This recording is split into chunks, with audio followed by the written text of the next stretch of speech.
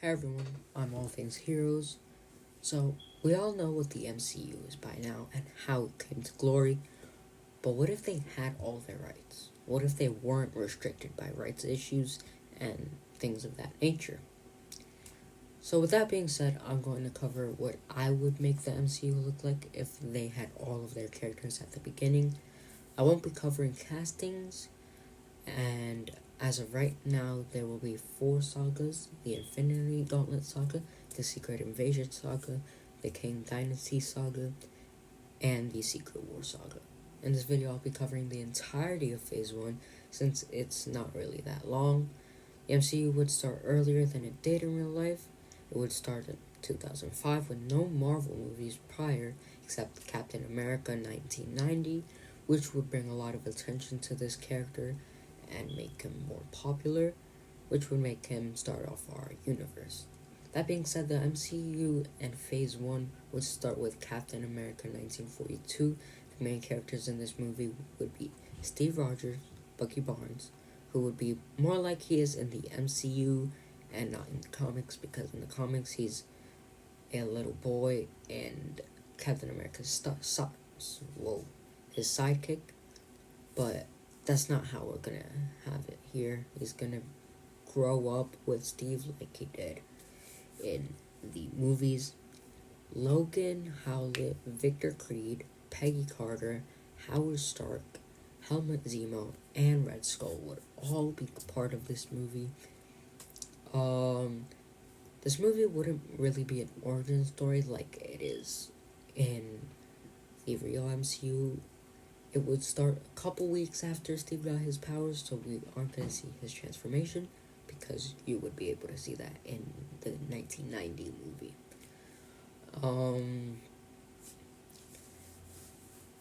Cap wouldn't have anyone know his secret identity besides Bucky, Peggy, and his commanding officer, so the general or whoever it is.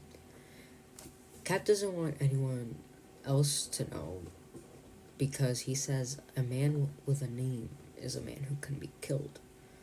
The movie would focus on Cap and the Howling Commandos taking on Hydra. Bucky would still die. Peggy and Steve's relationship would grow as the movie continues. Zemo would be killed midway through, where it's revealed that he isn't the real leader of Hydra. It's actually the Red Skull. Wakanda would be attacked by Hydra, where Black Panther, Captain America, Logan, and Victor would take them on. Vic and Logan would reveal their powers, a heated battle. Red Skull would shoot Logan with an adamantium bullet, taking him out, while some other Hydra soldiers took out Victor. Red Skull's plan would be mostly the same as it was in the real MCU, and it would not end the same way. It would end the same way, with no real further changes. I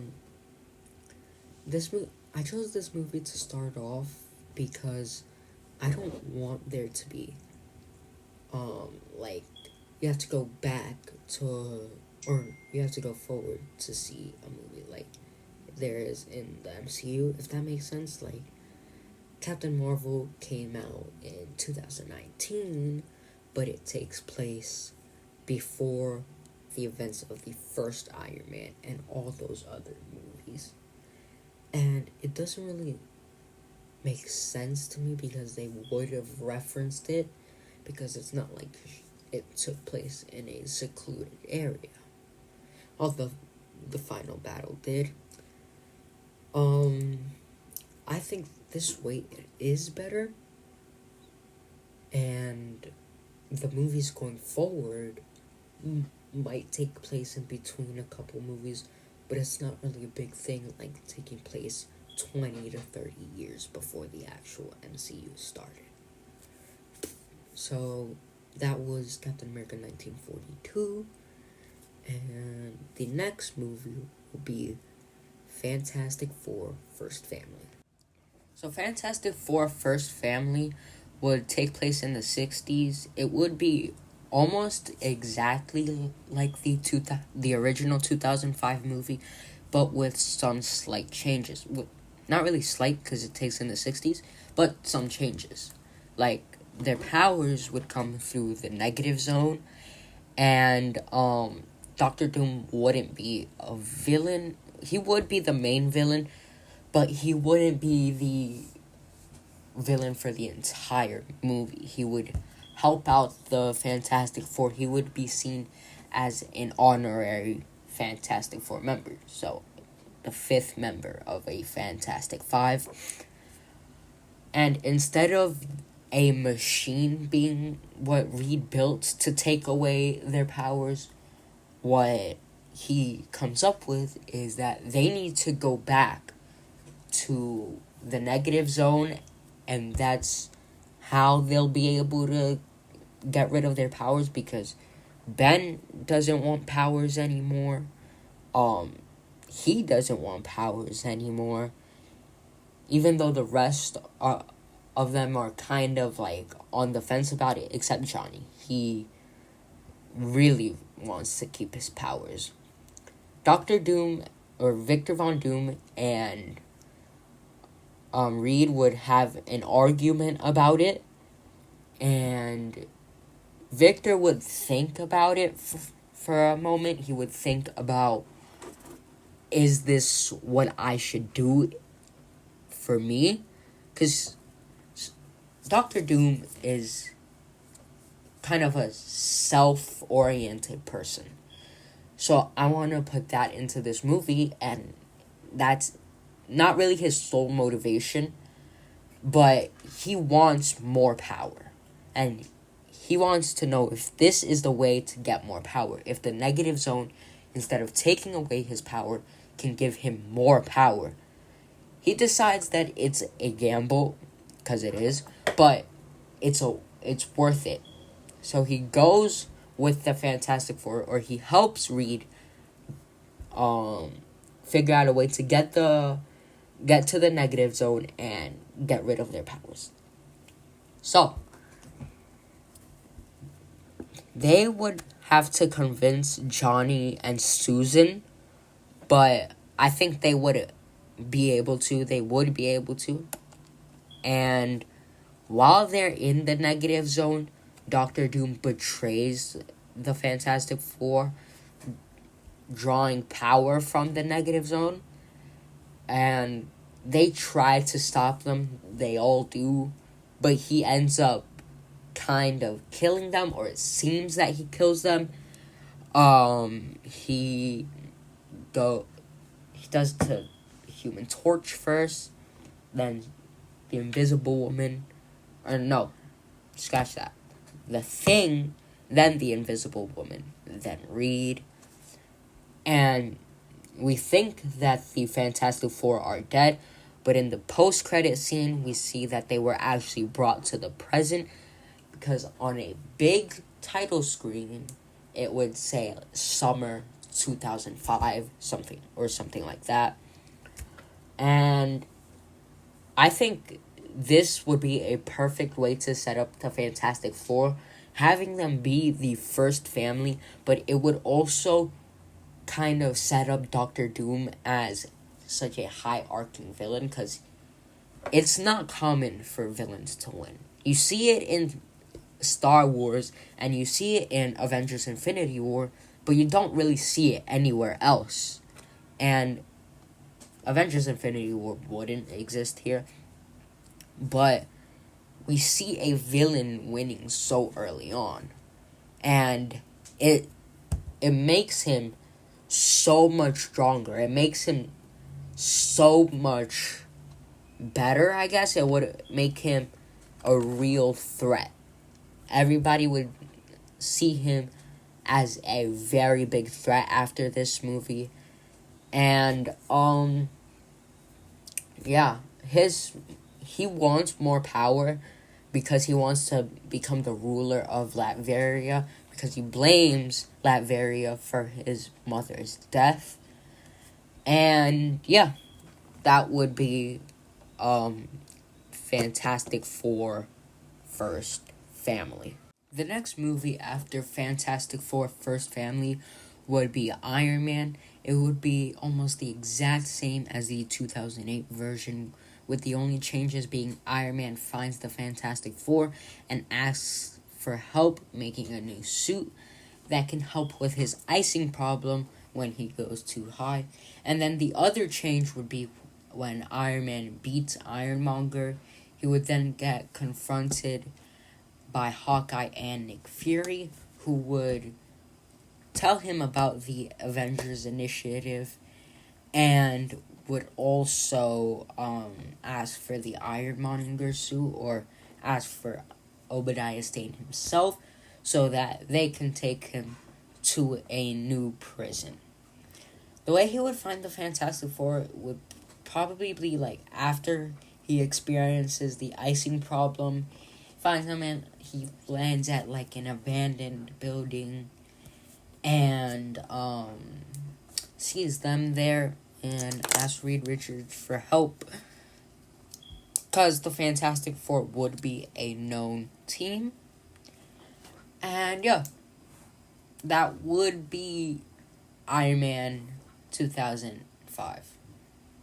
The only reason that I'm not changing it too much is because I think that Iron Man would need a origin story, unlike Captain America in this universe, because Iron Man isn't really as known of a character yet, but you know, he is in real life, and that reason is the 2008 movie.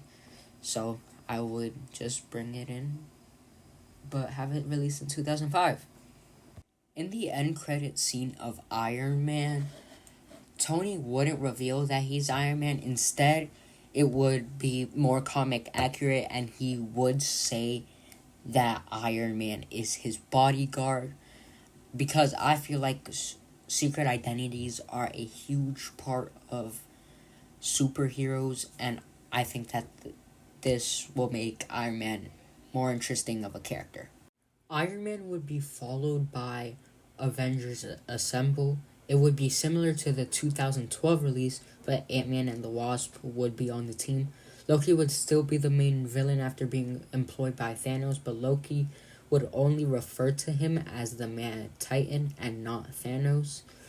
Also, instead of Hawkeye being mind-controlled by Loki, it would be the Hulk who is mind-controlled by Loki, and he would cause a lot of destruction around the city before the Chitauri even come to Earth. And it would take Thor on his own to bring Hulk back to his senses. And Iron Man wouldn't fly into space this time. The nuke wouldn't be a part of this story, because that really happened so that Iron Man 3 could have something like to talk about, because Iron Man 3 wasn't great. Like, it wasn't really great, so I think that I'm gonna change that a lot, and also the trauma he experiences from the nuke won't be a part of this MCU, because it would never happen. The X-Men would appear, but they wouldn't help the Avengers. Instead, it would actually only be Charles and Scott who would appear, and Scott would try to convince Charles to let the X-Men help the Avengers against the Chitauri, but he says no, because he believes that mutants still have to be hidden from the rest of the world. And the final battle would have Thor, Iron Man, and Captain America trying to close the portal that's bringing in the Chitauri. Cap would be taken out by Loki, who would then be taken out by Thor. And Iron Man would use all of his suit's power to close the portal and would be knocked out. Cap would remove his mask, and which would reveal that it's Tony Stark. And this movie would have 2 end credit scenes. That would be the Avengers eating shawarma, like in the original movie, and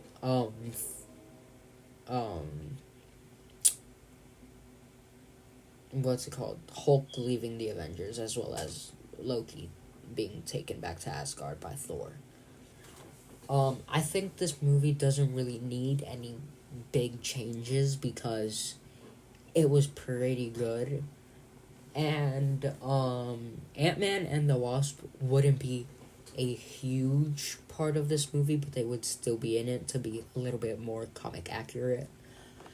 Um, Also, the Ant-Man in this would be Hank Pym, and the Wasp would be Janet Van Dyne. I think that um, the MCU was good with Ant-Man. I actually like the Ant-Man trilogy, but I wanted to be a bit more different than them and choose Hank Pym and Janet Van Dyne. Maybe down the line Scott Lang still comes in, but for now I'm going to keep it as Hank Pym and Janet Van Dyne. Hulk would leave the Avengers because Bruce wouldn't feel like they are safe with him around, because of, you know, the attack that he did. Well, he was mind controlled, but he would still feel that it was his fault. Um, but yeah, that's really how Avengers Assemble would be. Hawkeye and Black Widow. Well, Black Widow didn't have a really big role in the Avengers, but Hawkeye would have a smaller role here. Black Widow would still be the one to recruit Hulk to the Avengers, and most of that would stay the same.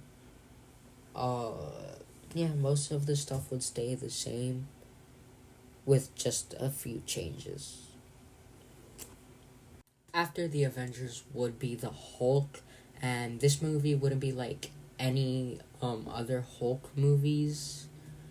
And this movie would really be Hulk and Bruce learning to coexist, and they also would be able to talk to each other like they do in Avengers Earth's Mightiest Heroes, the TV show. I don't want it to be like any of the existing movies because I want to make it my own thing. And the main villains would be the leader and gamma monsters that he would be making to take down the Hulk.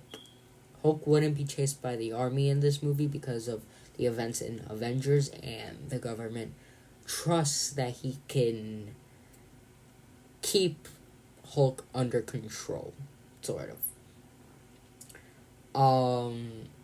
The leader in this universe would have worked on the Gamma Project that gave Bruce his powers, and they would have been close, but the leader blames Bruce for his deformities or his giganormous head. He would kidnap Betty Ross to bring Bruce in so he can kill him, but Bruce, or Hulk wouldn't really handle this situation well because Bruce would want to try to go in peacefully and get Betty Ross with no fighting or anything, and Hulk wants to do the exact opposite. They argue over who has the control over their body, which leads them to be overpowered by the Gamma monsters and really roughed up. The Hulk would be bleeding and everything. However, they do end up getting free and they escape with Betty Ross. And Bruce takes over and tries to reassure Betty, but Betty isn't happy with him because he tried staying away from her, avoided her for almost 10 years. And she had been looking for him until she saw what happened in New York and accepted that he just didn't want her to be in his life. Bruce apologizes and says it was because he wanted to keep her safe from his Hulk side. They would then get attacked by Gamma monsters before he hulks out and starts taking them out. And the more they tried to attack Betty, the angrier he got. That led him to getting stronger and killing the Gamma monsters. And after he kills the gamma monsters, he went to find the leader.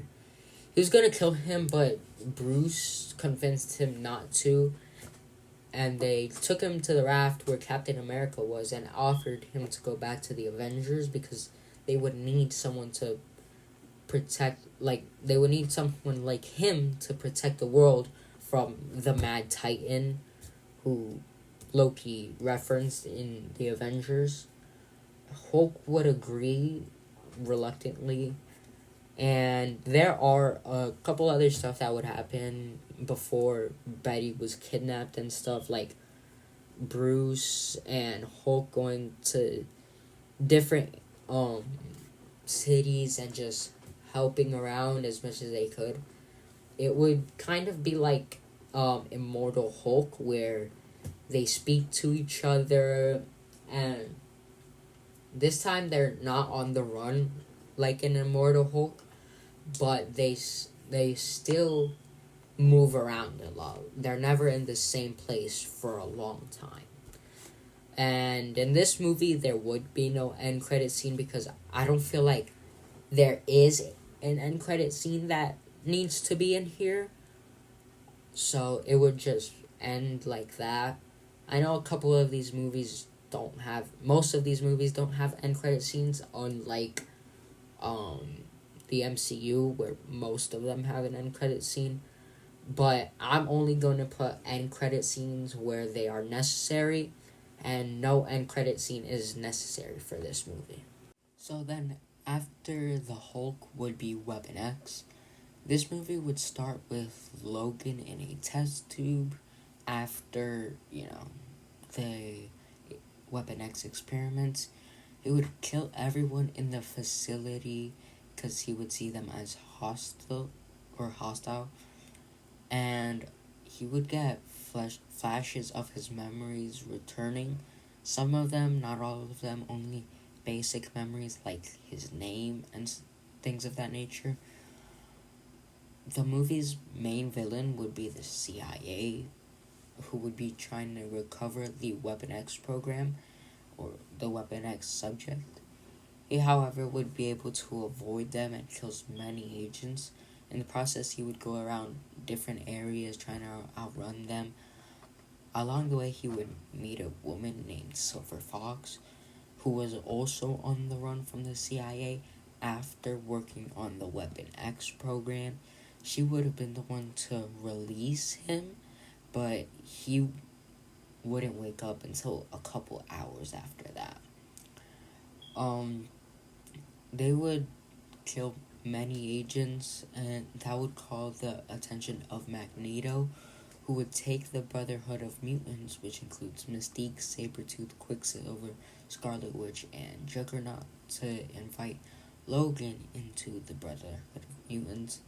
He would decline and wouldn't recognize Victor Creed, but Victor would recognize him, and as the other members decided to leave because Logan didn't want their help and didn't want to be in the Brotherhood of Mutants, Sabretooth would stay back to help Logan, but he would have different intentions. And at some point, while the three are running and finally free from the CIA, Sabretooth tells Logan who he is before killing Silver Fox. And Logan would get a memory after Silver Fox would die of when he himself killed a woman he loved by accident named Rose O'Hara, who was the first woman he loved and was the woman who helped Sabretooth and Logan escape from their childhood home after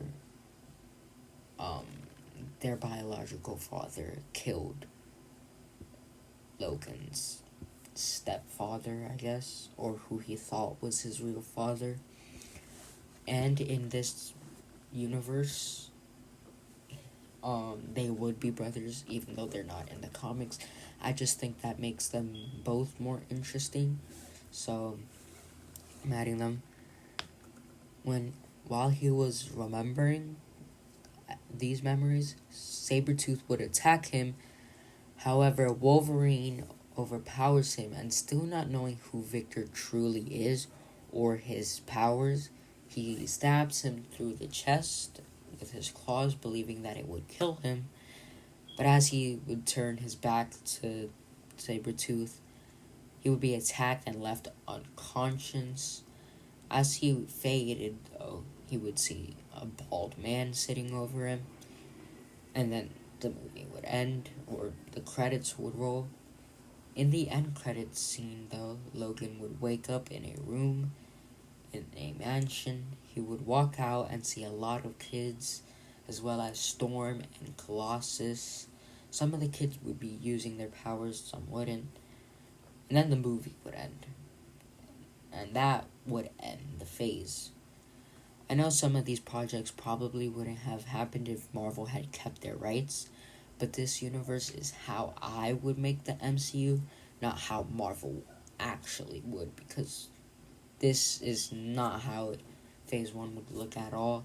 It would definitely include the X-Men, but I just think it's better to start off Phase 2 with the X-Men instead of starting off Phase 1 with it.